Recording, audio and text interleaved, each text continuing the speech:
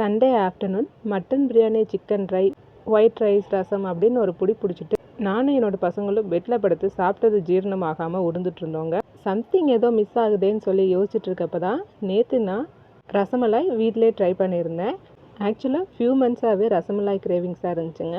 ஆனால் எங்கேயுமே ரசமலாய் கிடைக்கவே இல்லை. நானும் பேக்கரிக்கு போகிறப்பெல்லாம் வாங்கிட்டு வரணும்னு நினைப்பேன், ஆனால் மறந்துடுவேன்.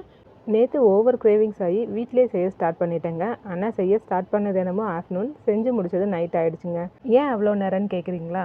நேற்று ஒசூரில் சடவுனுங்க. அதனால என் பசங்க தூங்கவே இல்லை. 2 பேரும் ஒரே சண்டை தான். ஒரு வழியாக அவங்க 2 பேரையும் சமாதானப்படுத்தி ரசமலாய் செஞ்சு முடிக்க ஈவினிங் ஆகிடுச்சுங்க. நான் இதுதான் ஃபஸ்ட் டைம் வீட்டில் ட்ரை பண்ணேன். ஆனால் சூப்பராக வந்துருந்துச்சு. ஃபைனலாக நானும் என் பொண்ணும் ரசமலாய் 2 பீஸ் சாப்பிட்டு இன்றைக்கான லஞ்சை தரமாக கம்ப்ளீட் பண்ணியாச்சு.